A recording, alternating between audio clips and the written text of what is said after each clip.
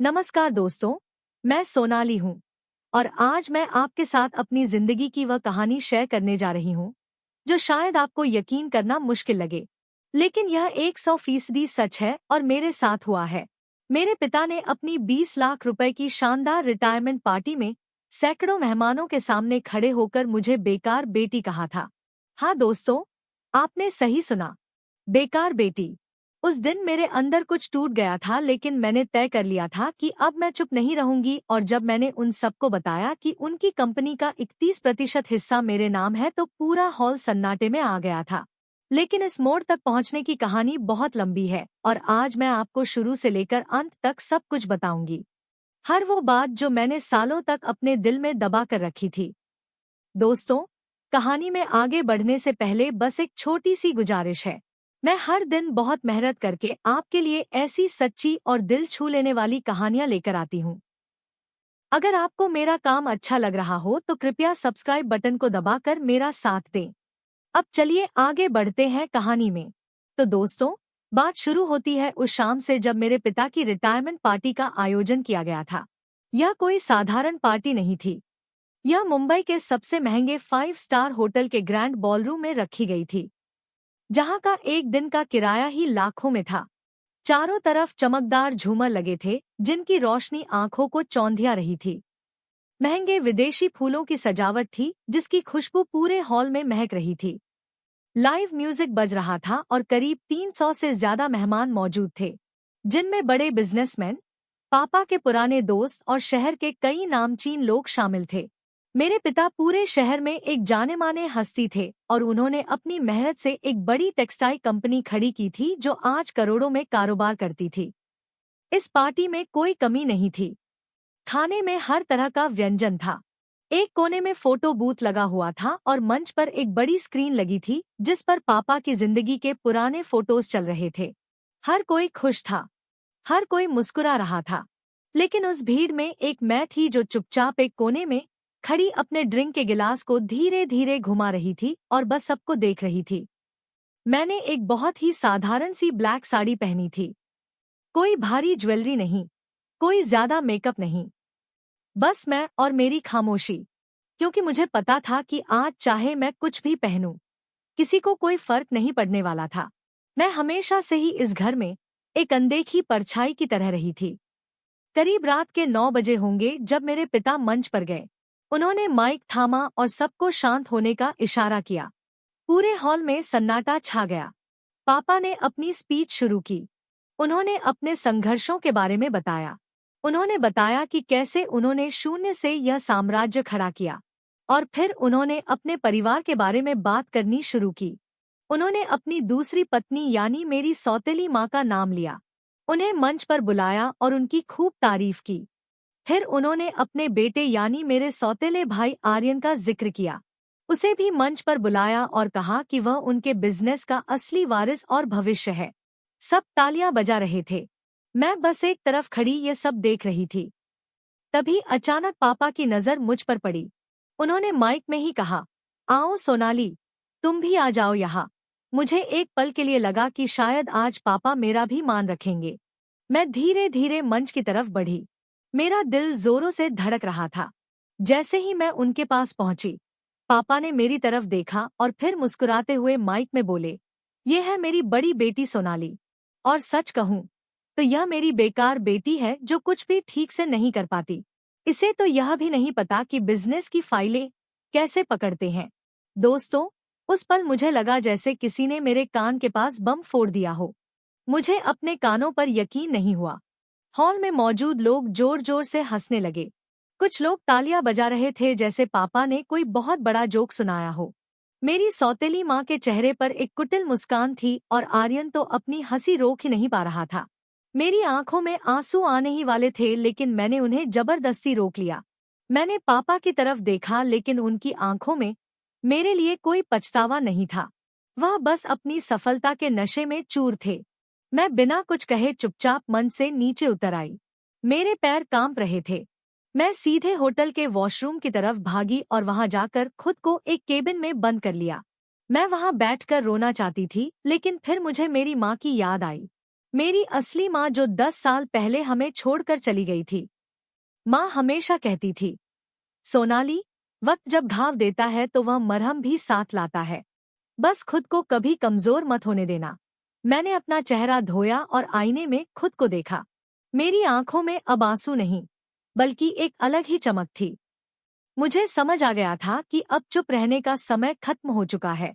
आपको यह जानकर हैरानी होगी कि पापा मुझे बेकार समझते थे, क्योंकि उन्हें कभी पता ही नहीं चला कि मैं पिछले 5 सालों से क्या कर रही थी।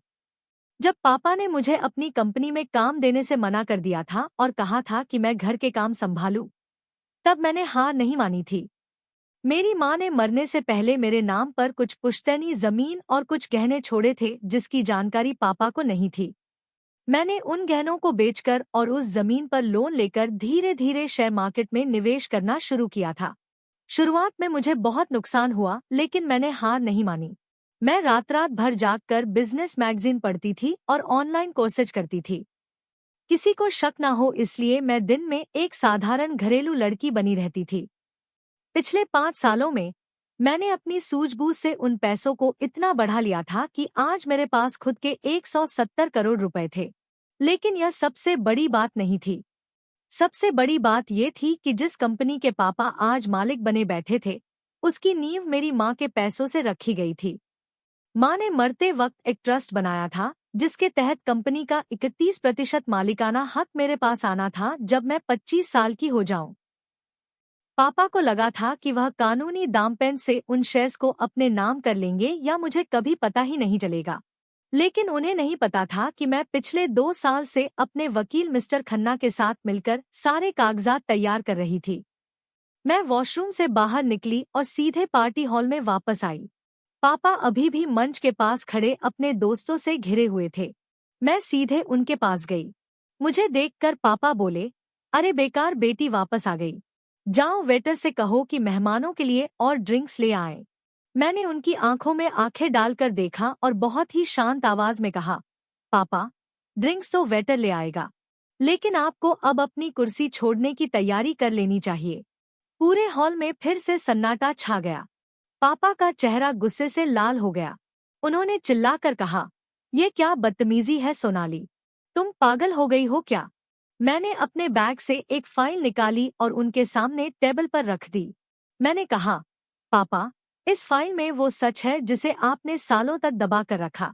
माँ की वसीयत और कंपनी के 30% शेयर्स के असली कागजात। आज मेरा 25वां जन्मदिन है और कानूनी तौर पर अब मैं इस कंपनी की सबसे बड़ी शेयर होल्डर हूँ। पापा ने कांपते हाथों से वो फाइल खोली।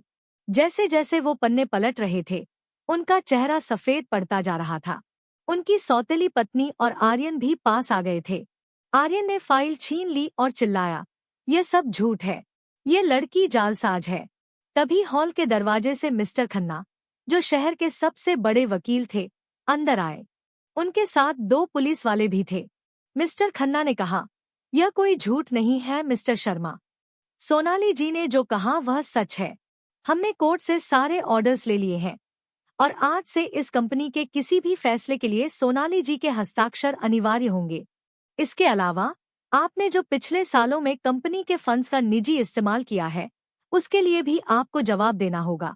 पापा की हालत ऐसी थी जैसे उनके पैरों के नीचे से जमीन खिसक गई हो। जो मेहमान कुछ देर पहले मेरा मजाक उड़ा रहे थे, वह अब फुसफुसाने लगे थे। कुछ लोग तो मेरी हिम्मत की तारीफ भी कर रहे थे। मेरी सौतेली माँ, जो हमेशा मुझे नीचा दिखाती थी, अब मेरे पैरों में गिरने की कोशिश करने लगी। वह बोली, सोनाली बेटा, हम तो तुम्हारा मजाक कर रहे थे, तुम तो हमारी अपनी हो, हमें माफ कर दो। मैंने पीछे हटते हुए कहा, नहीं चाची, मैं आपकी अपनी कभी नहीं थी।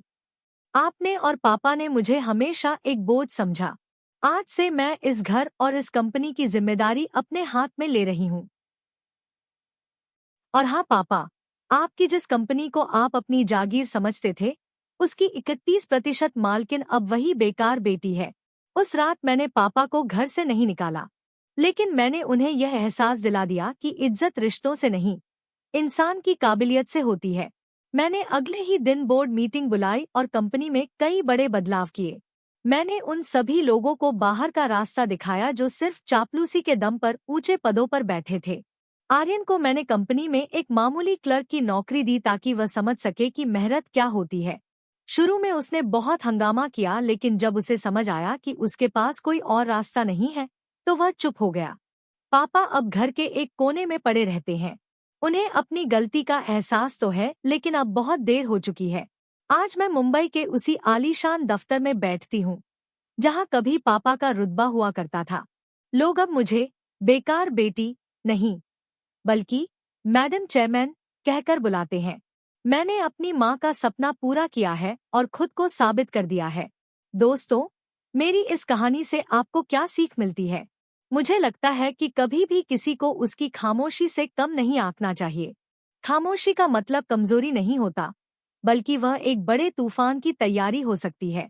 मेरी जिंदगी की यह सच्चाई आज आप सबके सामने है।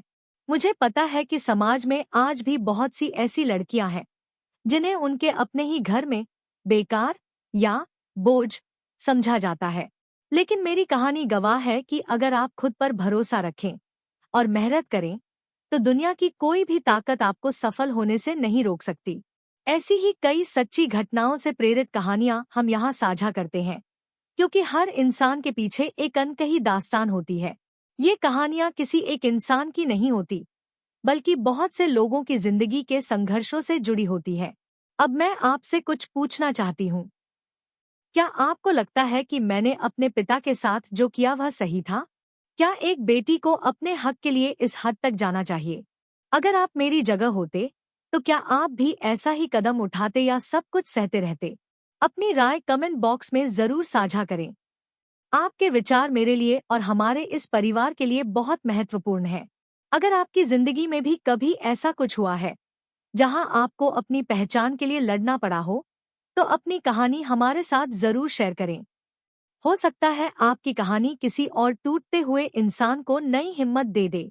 हमारा मकसद सिर्फ कहानी सुनाना नहीं, बल्कि एक दूसरे का सहारा बनना है। अंत में मैं बस इतना कहना चाहूंगी कि खुद का सम्मान करना कभी न छोड़े। यह चैनल सीख की कहानी इसीलिए बनाया गया है ताकि हम उन कहानियों को आवाज दे सके जो अक्सर खामोश कर दी जाती है। ये कहानियां हमें सिखाती हैं कि हार मानना कोई विकल्प नहीं है। अगर आपको मेरी ये कहानी और मेरी कोशिश अच्छी लगी हो तो कृपया सीख की कहानी चैनल को सब्सक्राइब करें और इस वीडियो को लाइक करें। आपका एक छोटा सा सहयोग हमें ऐसी और भी प्रेरणादायक कहानियां लाने की हिम्मत देता है। अपना ख्याल रखिएगा और याद रखिए, आप बेकार नहीं हैं, आप अनमोल हैं। धन्यवाद। नमस्कार।